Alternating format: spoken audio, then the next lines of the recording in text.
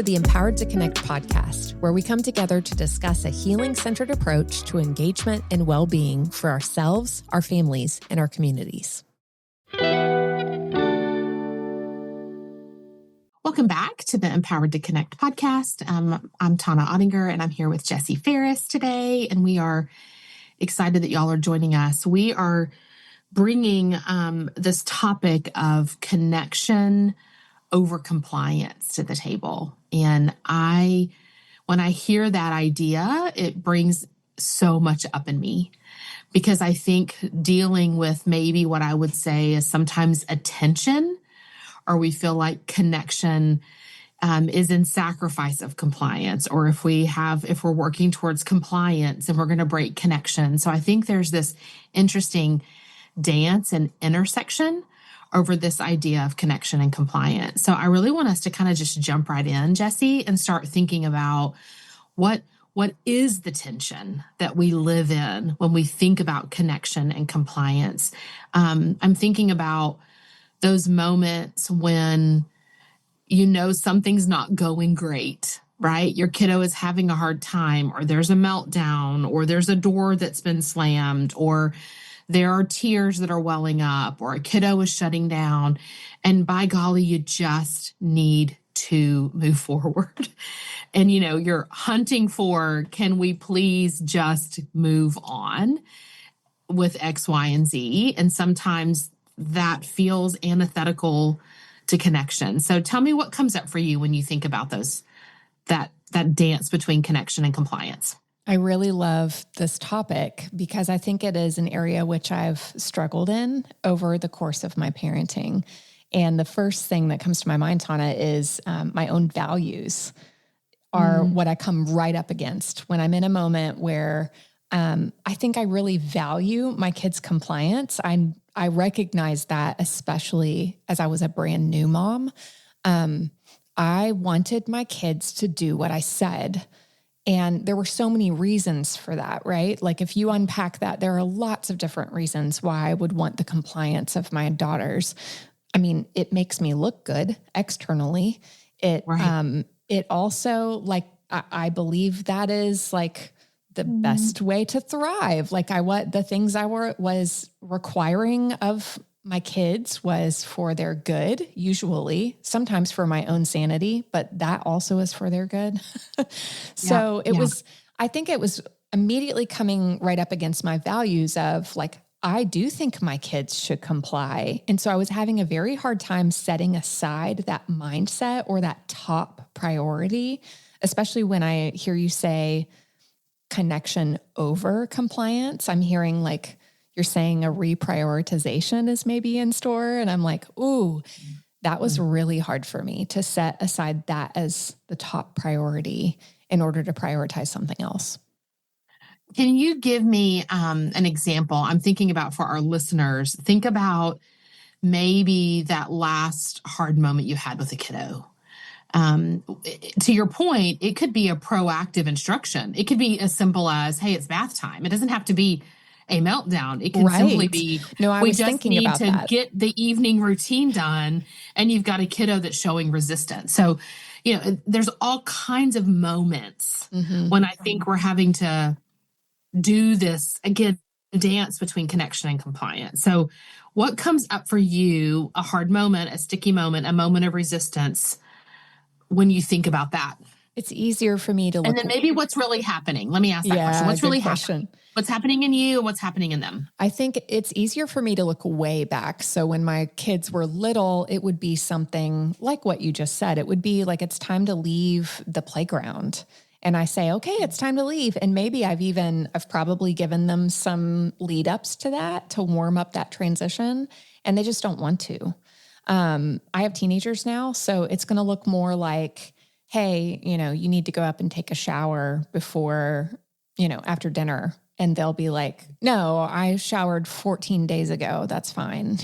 Or whatever our teens tell us, right? And especially, all these years of collaborating with them, they have a lot of agency. They are really feeling the agency and autonomy that they have as part of that desire for secure attachment. So I even come up against it now years of parenting this way, where I'm like, I just want you to do the thing I said. And I think that's underneath it for me. It's like, it takes time and energy and thought to negotiate. It feels disrespectful sometimes to have to negotiate every little thing about a teenager's life or about a kid's life. And that can wear on you. You know, if it's your fifth negotiation of the afternoon, it's like, come on, can you just do the dishes, please? Like, this is your chore and it is your night. So just get on with it. Yeah. So let's think about that. I love those examples. Let's talk about the dishes and just get on with it. Yeah. Maybe let's hone in on that one as a real life example. So let me ask that question again. What do you think's going on inside of us, and what do you think's going on inside of them? And look, the reason, for our listeners' sake, why are we asking that question? Because I would say that our children need to be able to comply in a lot of ways. Like it is to your point, it is good for us to move things forward, take care of responsibilities, get homework done, contribute to the household, be respectful of others, like all of these important values that we do want our kiddos to have: empathy, the ability to regulate, the ability to, all of that stuff that we talk about, the good stuff.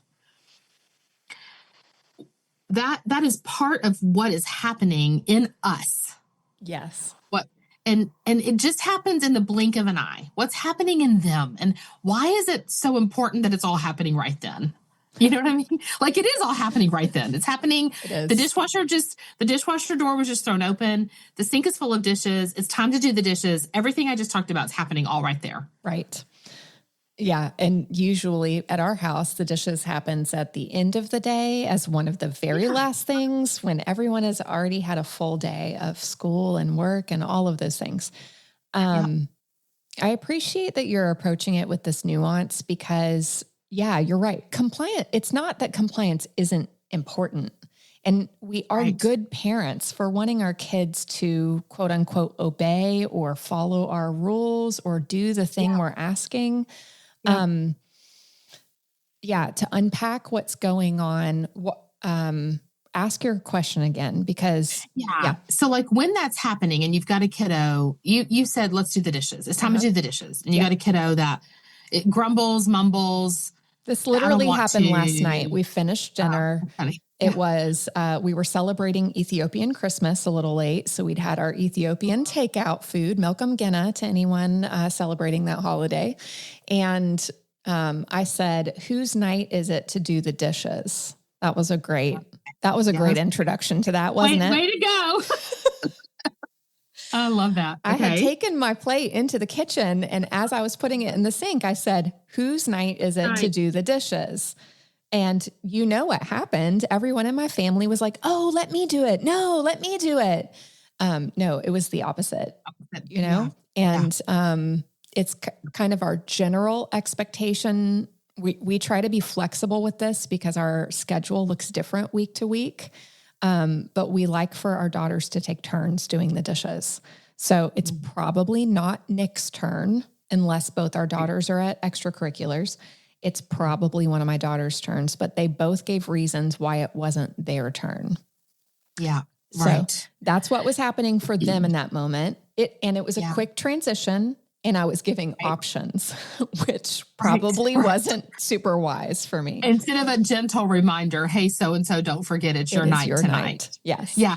So let's talk about that. So again, we're talking about this idea of compliance over connection. And I could, if I was going to be like really dramatic about it, I might say like, this is actually everything Empowered to Connect is about. Yes. No, like, I don't think that's overstating it. Single one of our strategies and skills and like the things that we talk about, like, come to bear right here in this moment, because there are so many ways to navigate that scenario where you actually don't have to give up compliance or connection. Right? I think that it's not one or the other. And maybe this is where I think the kind of parenting and caregiving that we advocate for gets a bad rap. Yes, for sure. Because I think sometimes we think it means giving in. Yeah, letting them off the being hook. walked all over. Yeah. Yeah. That's not it at all. Mm-mm. Like, I'm guessing before y'all went to bed, one of your daughters did the dishes last night because it was their turn. Yes, ma'am. Right? That's the structure that we talk about so very often. Yep. Now we've got to navigate, how do we build connection? And how do we, to your point, prioritize connection over compliance? But we don't throw compliance out the window.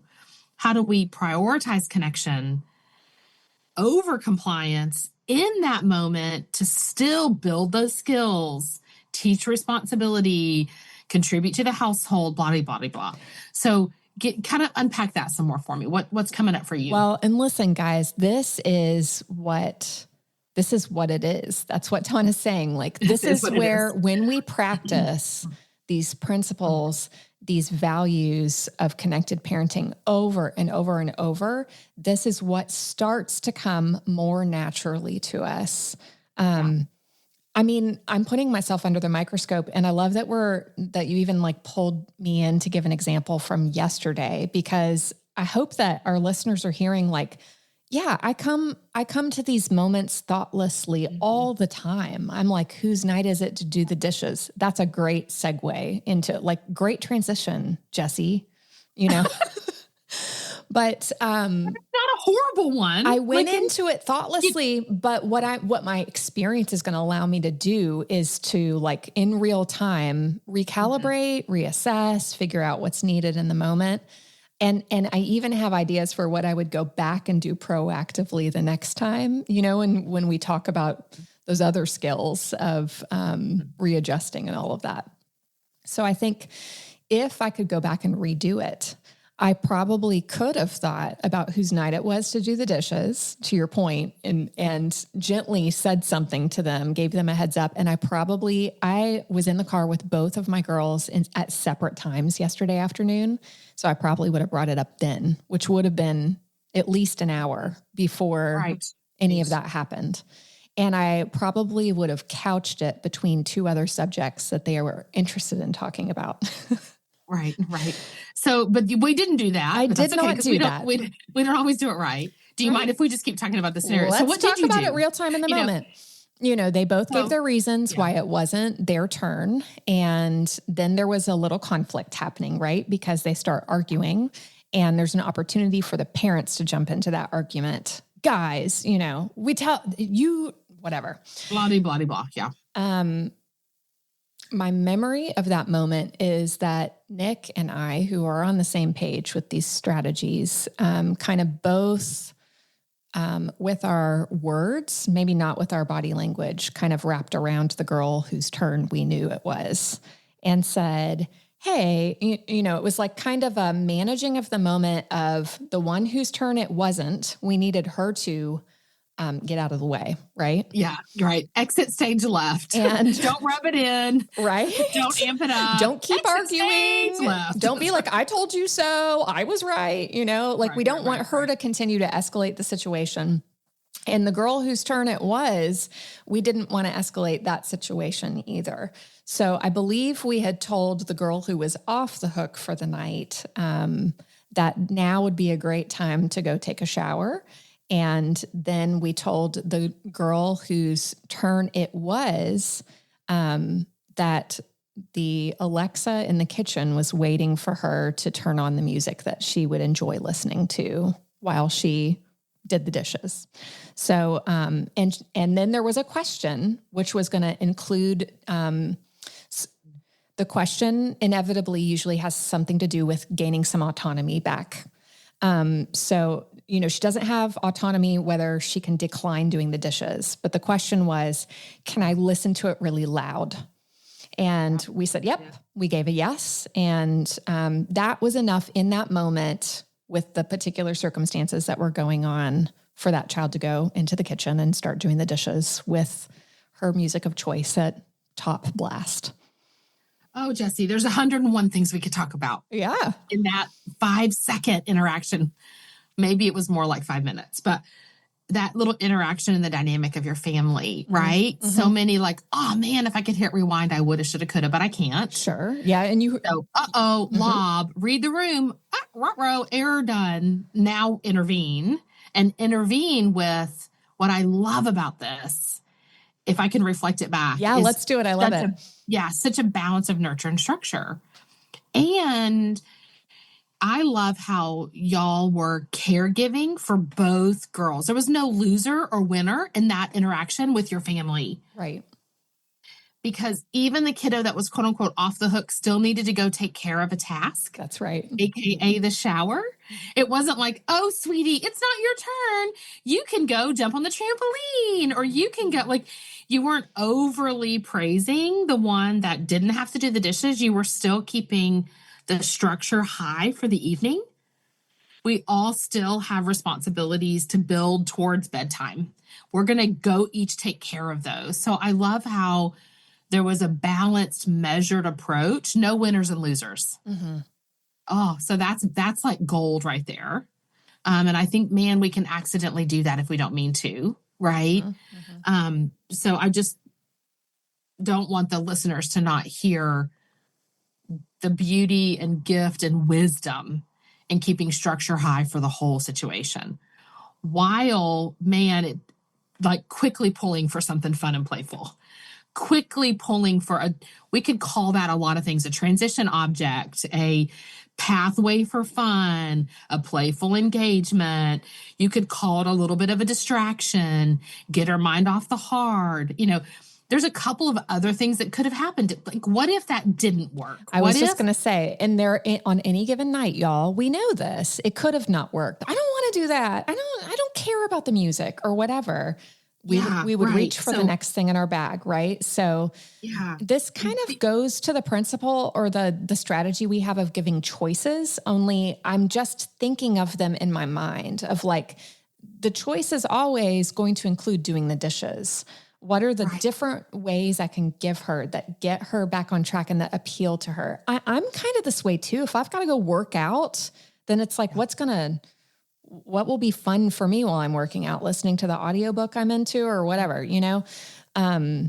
So the next thing I would have grabbed from my bag is something appealing to her. What is something that will be, is it going to be like doing it together? Am I going to have to do that to get it back on track? Would it be, I can sit in the kitchen and you can tell me all about that project that you're really excited about? There's an art project she's really excited about getting started. So it was like, maybe you can do that. It's not that I like have these written down on a list and I'm going to go through them one by one.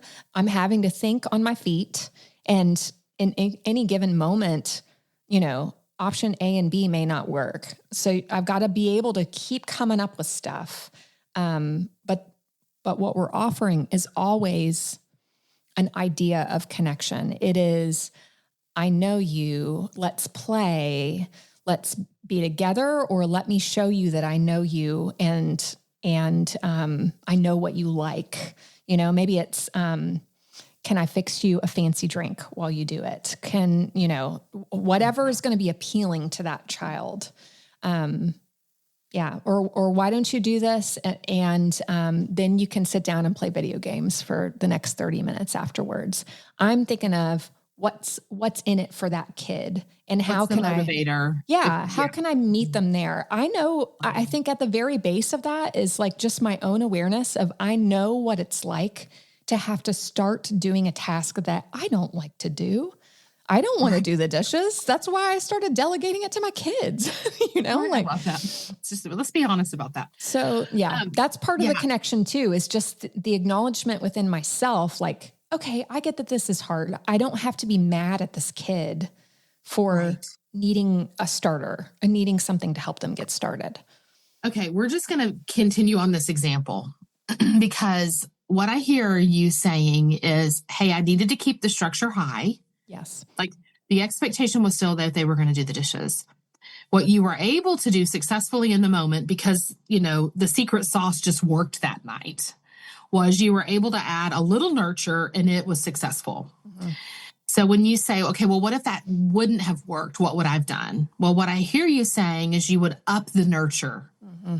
So you're going to say, I'm going to try a different way or a different kind, or doing it with her. So that modeling, that side-by-side presence, et cetera, et cetera. Well, what if it had just continued to escalate? I think the other thing that I want to bring to the table is, what if we need to pull the lever on negotiating the expectation that the dishes would get done by that kiddo at that time, right? Again, this is pulling out all of these strategies that we continue to put into practice. We are not advocating for, oh, you know what, honey, I know you're tired. You just don't have to do them. I mean, maybe that is the answer that needs to happen that night, but I don't think that we have to go straight there, right? So give me a few other ways you could have navigated that where more nurture wasn't going to get her to completely do them. Tell me about having to lower that expectation. What would that have looked like? So what you're saying is completely fair. And I bet our listeners are really appreciating that you're pulling this out. Because I think something that I can take for granted is, y'all, I've been working at this style of parenting, and my kids have been working at this style of parenting with me, right? Because we're both learning how to do this connected relationship thing. I mean, we've been working on it for coming up on 15 years. So that's why that secret sauce can sometimes just work for us. In those early years, it was almost never working for us. I was almost always having to go to where Tona's leading me now. So, it's like, what if every ask ends up in a meltdown or escalated to some kind of situation? There's no way you can make me do the dishes and run off, slam the door up the stairs, in the shower. The dishes are absolutely not being touched and child is nowhere in sight. Right. That's where this topic, connection over compliance, really the rubber meets the road there, because what matters most to you? It is what mattered most to me in the small moment. But now that this has escalated into a bigger feeling moment, I'm going to really have to put what I believe into practice, which is the dishes are not the top priority here. My kid and my relationship and my connection with that kid is the most important tonight. So so let's play a couple of what ifs. What would we do? Like, I'm going to tell you what's coming up for me, and then tell me, because you and I we are wired differently. And I think that's important for us to remember, even our approach to that moment. Yeah. Which again is why I love what we talk about, because there's not just one way to do it. It's a philosophy and a value system that can be applied to different personalities, kids, needs, moments, capacity, etc. So I'm thinking kid has slammed the door. I'm going to assume in my scenario that is not always what happens. That's what happens sometimes. Sure. Okay. So I'm going to follow kid upstairs and do a little bit of a whoa. I can see that was a big ask. That seems like really a big ask for you tonight. I'm thinking there's something else going on here. Can we talk about what else is going on? Again, we're talking about a kiddo in the tweens and teens. Are you stressed? I might give some ideas. Are you stressed? Are you overwhelmed? Did that take you by surprise? Are you mad? Or you feel misunderstood? Slowly in a way they can receive it. But I'm going to give some jumping off spots for us to figure out why, quote unquote, doing the dishes has caused such a massive eruption. And going for that connection, try to get them talking. Maybe I'm like, hey, it seems like the dishes are too much right now. I'm going to go start the shower for you. And I'll turn some music on in there. Why don't you go get your shower done? Take a little bit of a deep breath. I'll be here and let's circle back to it when you're done. Like, I'm going to try to pull out some regulation strategies, whether talking might regulate or a shower might regulate, or, hey, it looks like we're getting kind of stuck here on this task. Let's go for a walk, or let's walk the dog. Just something to regulate. But I'm not going to let the dishes go. The dishes are probably going to get done before bed, but it might take us like 45 minutes to an hour now to get back to them. But I'm going to be figuring out what is needed to get the kiddo regulated, figure out what's really going on, hope to get them talking. Probably in my own lived experience, it would be something like, I'm just so tired, Mom. I'm so exhausted. Or I really am feeling overwhelmed. Or I forgot to tell you I have a test I just remembered. Or, there's a lot of different things. I'm mad because that Fortnite new season drops in 10 minutes and I didn't have time to do the dishes. I mean, there are 101 million things. And don't forget that sibling relationship. Oh, you always give preference. You always, there's going to be, that's a possibility too, that there's some kind of sibling dynamic that escalated. It doesn't feel fair. I mean, there's so many other things, but if we are running after connection, then we get to see what's under there and we get to empathize and reflect back and co-regulate and be supportive. What's on your mind when you think about that example? Yeah, I would probably do similarly. I love how you're pointing out that like what's going on in our mind and how it's going down is going to maybe look different, maybe even what is going to look different. What I know about myself, Tona, you know this about me too, but I still can get hot-tempered. So I know about myself that if those dishes aren't going to get done right then by that girl that I was directing to do it, I'm going to have to deal with my own feelings for even just like 1 minute. I'm going to, I'm going to get mad for a second.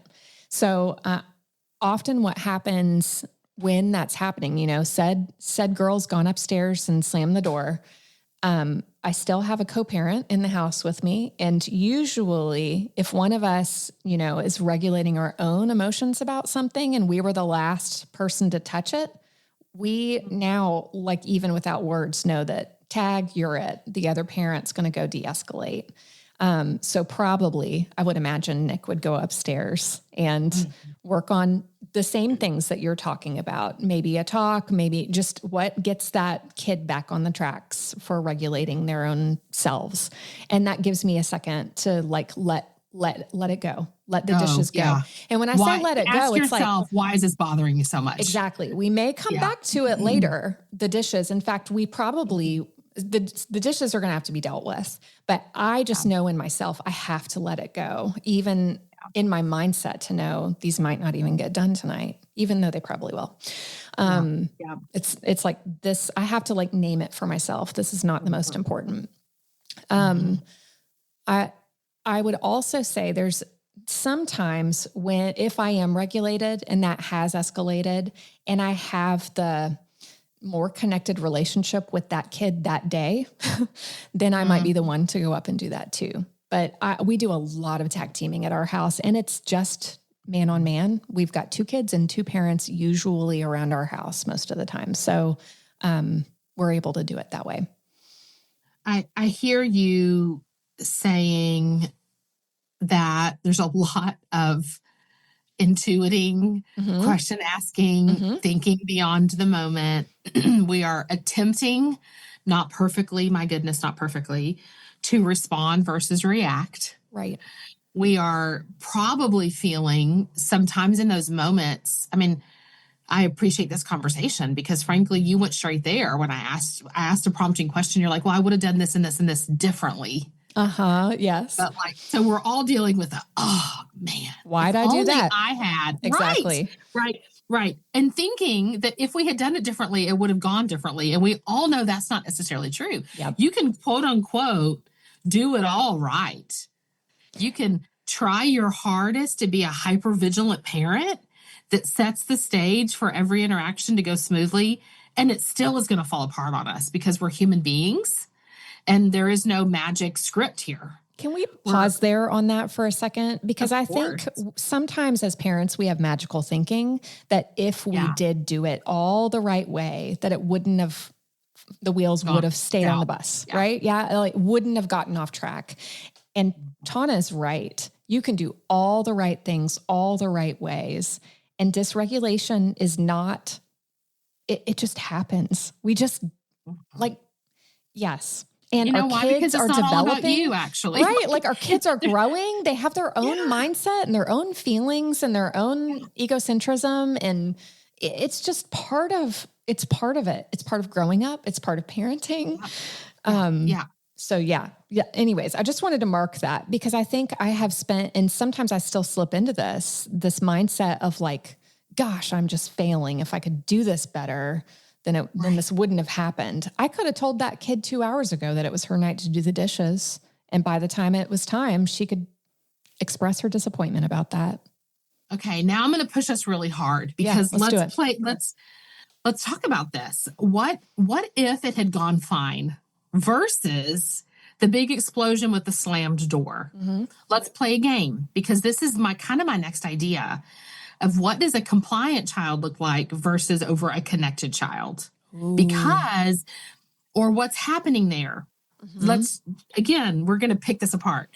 If you had said, whose turn is it to do the dishes? They had, there'd been a little bit of somebody figured it out. She went and did the dishes. Well, what if she's actually having a really, really hard night and she had no emotional reaction? She was completely compliant. She begrudgingly did it. She got through the dishes. Then she went upstairs and took her shower, took care of her, schoolwork, and went to bed. That would feel really good to us, wouldn't it? We'd be like, sweet score, calm night. We did it. Pat ourselves on the back. Well done, parenting, spouse, partner, whatever. Versus it went a little south. Kids stormed upstairs. Things got a little bit hot. There was a meltdown. We had to go do some repair. We had to pursue connection, but we learned some things. Mm-hmm. There is a struggle going on at the lunch table, and so said such, and that hurt my feelings, and I'm feeling really overwhelmed, or I don't think this teacher likes me, or whatever could be coming out that night. So it was sticky and hard in the kitchen, but the connection upstairs is quite beautiful. And so it's, yeah. And yeah. I mean, what drives our kids' compliance? Let's talk about that. Yes. Because the compliance could have been driven by, I feel at all costs that I must please other people. I must please my parents. What kind of adult does that create? That creates a pretty stressed out, people-pleasing adult that I think we could all agree is not emotionally healthy. What if that kid is driven by fear of the consequence of what will happen if they say no or push it against it? Because we're going to yell, or it's going to create drama, or they're going to get grounded from something, and there will be some kind of consequence slapped down harshly. Like that, what kind of adult does that create? That creates somebody that's only doing something when they're told to, right? Right.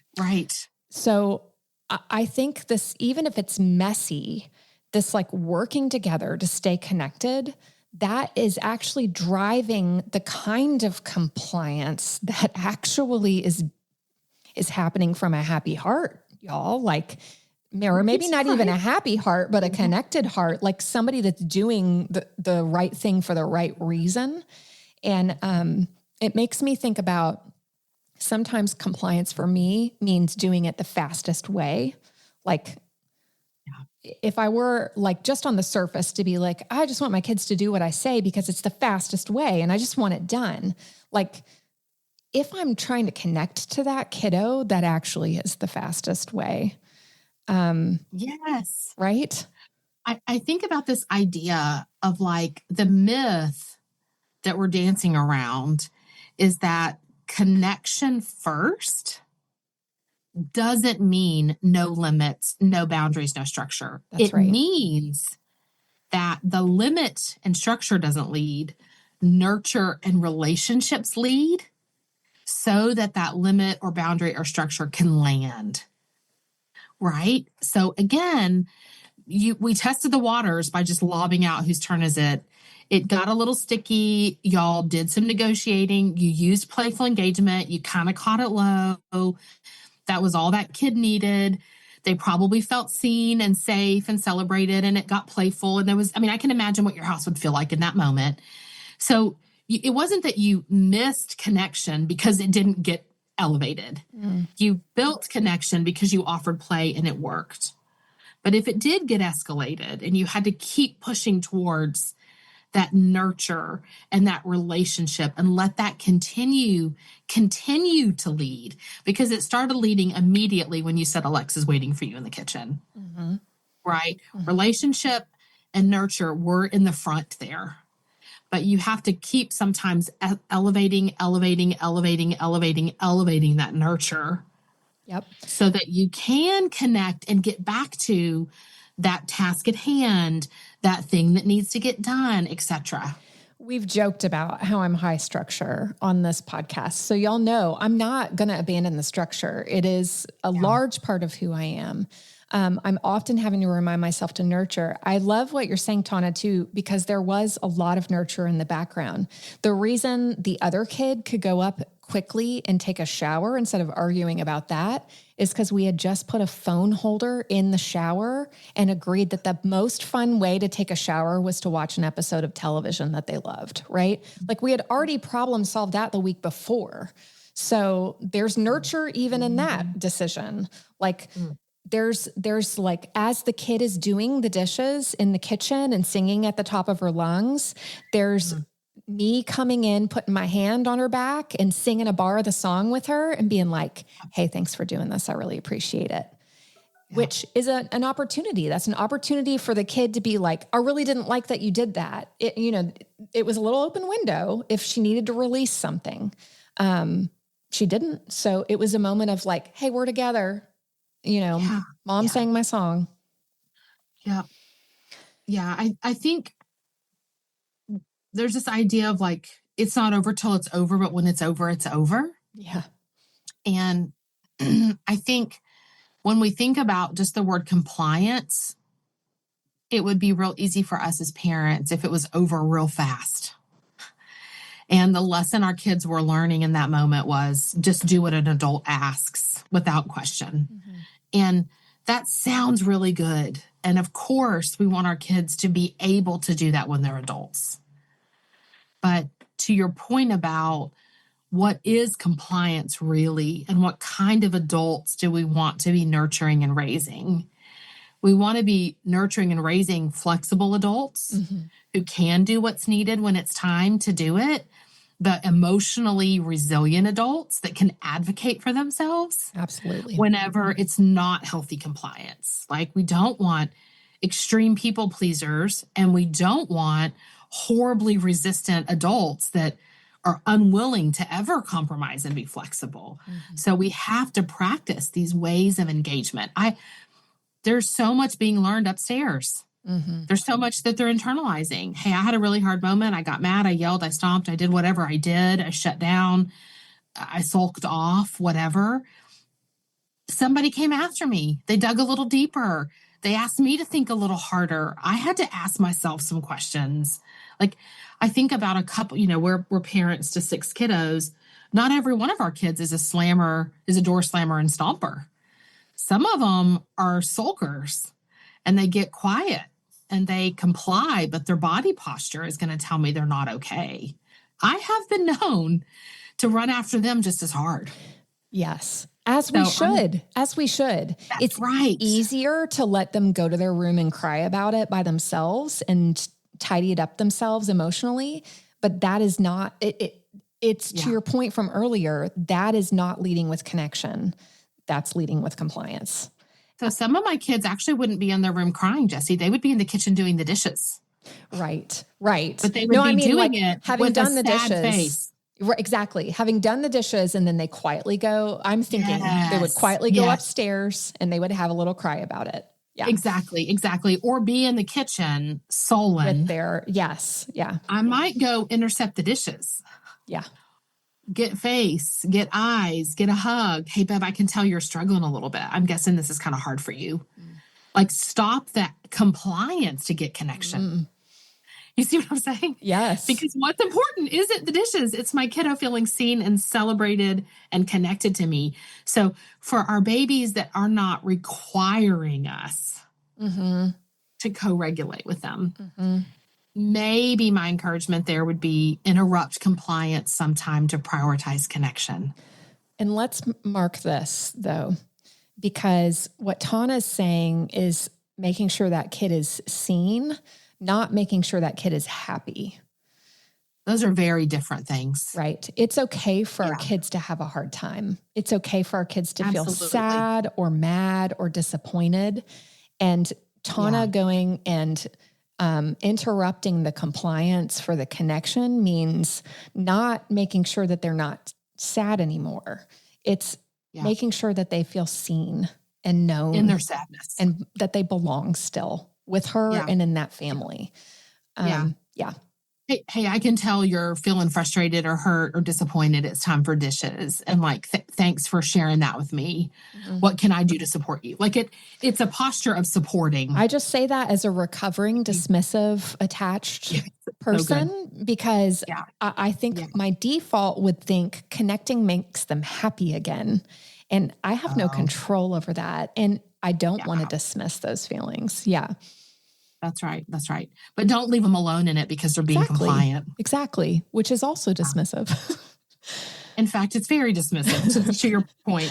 The enmesh thing is to what's the word I'm looking for? To take on that feeling. Them, and save them from the dishes because they're sad. Like, no. And at the end of all of this, the dishes have to get done. Yeah.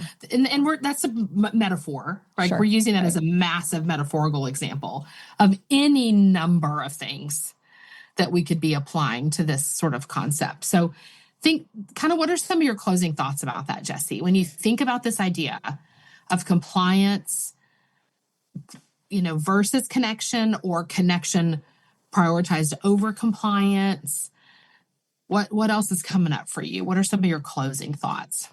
I think two things. The first is I just appreciate Dr. Gordon Neufeld so much in the way that he's led the way with this line of thinking, but just connection drives compliance. And you can have compliance without connection, but if you have connection, it's going to lead to compliance. And so you really get two birds with one stone there, and it is the fastest way. So that's the first kind of closing thought I have is it is both. Both are important, but guess what? If you go about seeking one first, it's the faster way.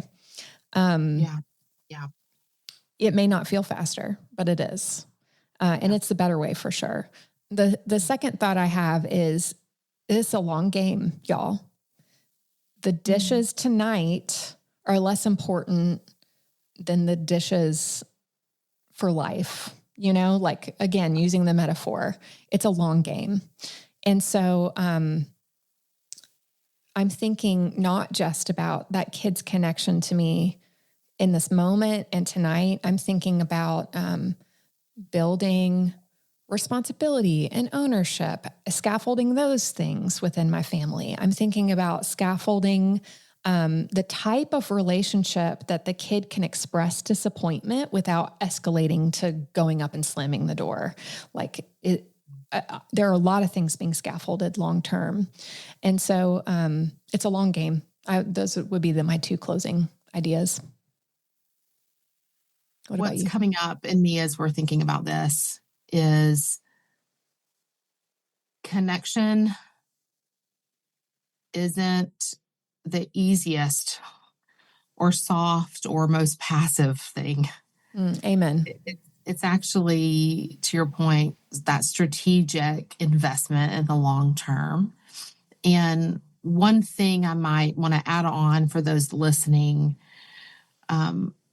when we are talking about connection, we're talking about the interactions that happen when we use this word connection, because you can have a kiddo that is securely attached to you and still has difficulty regulating their emotions. Mm-hmm. You can have a kiddo that is securely attached to you and still struggling with mental health struggles, or is neurospicy, or has learning disabilities, that is going to have behavior that has not got anything to do with your attachment style or cycle or relationship with each other. Yes, for sure. But so I want to say that, like, connection, we're using that word here with what interaction patterns do you have with your kiddo, no matter your kiddo's behavior and interaction patterns, right? Because attachment doesn't cure everything. It's just a pathway to felt safety. It's a pathway for support. It's a pathway for seeking comfort. It's a pathway for communication and felt safety and growth. But I don't want us to think that if you've got a kiddo that is still struggling with what seems like they should be easy to do tasks, that the issue is they're not connected to you. Because they could very well be connected to you and just still be struggling, but your connection is what leads to supporting them and being able to do the thing at hand or grow over time and their ability to be more resilient with the thing at hand. Does that make sense, Jessie? Yeah, absolutely. I think it ties in a lot with our previous episode that rupture happens. I mean, in human relationships, there's conflict. In human development, like kids, that's part of growing, is those tension points of getting dysregulated or not, being disappointed, having those tears of futility, Right. It just happens. It's part of growing up. It's part of being human. Mental health struggles and neurospiciness, that's it's part of being human. And it's part of having a diagnosis. It's part of, a lot of that is resetting our expectations. But I do love that you reset that idea of like attachment is important. Ruptures are going to happen anyways. We just and get your off attachment track. relationship is the pathway at which they seek comfort from you or receive the comfort to deal with whatever they're going to keep on dealing with. That's right. And so Why do we have parents? Why is this set up this way anyways? Like if kids could raise themselves, they would. They need right. But like, what do they need us for? They don't need us to necessarily tell them to do the dishes. They need us to support them as they grow, to learn how to do those tasks. And to be supported when they're going to struggle doing the dishes. Yeah, exactly. Again and again and again. The reason I bring that up is I have a dear friend and we were just talking through this and she was experiencing some struggle and disappointment and questioning her attachment relationship with her kiddo.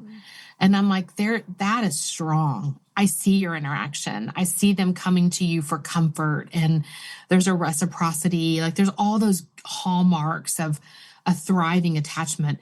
This baby has something going on that is causing them to dysregulate more frequently than maybe a neurotypical kid. And your attachment is the buffer. It's the safe haven. It's the safe zone. But your lack of connection isn't the problem. Does that make sense, Jessie? It does. So the behavior is the communication to the safe adult, right? Right. So don't think that's the issue. So when we think about connection and compliance, there could be a lot of reasons why the kiddos are struggling to comply with you or the surroundings or the circumstances or the adults. And attachment may not be the reason. But connection and relationship are the pathway for growth and skill development and their ability to be okay while they're struggling. Anyway, so I appreciate y'all for listening. Thank you for this episode. Jessie, we're going to have to figure out maybe some other example to bring into the next one because you're, washing the dishes was perfect. So maybe that's going to be forever a metaphor. Maybe we'll have another problem tomorrow that we can bring in. Maybe it'll be my turn. I'll try to have one problem. I doubt it was our only problem for the year. So, right. We'll just see. You're up. It's my turn. Well, thank you guys for joining us. I appreciate it.